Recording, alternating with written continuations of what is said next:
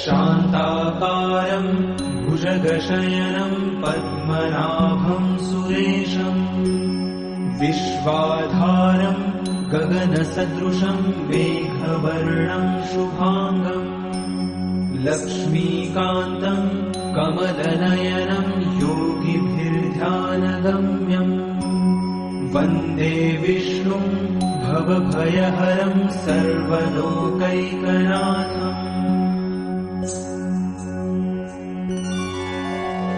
शान्ताकारं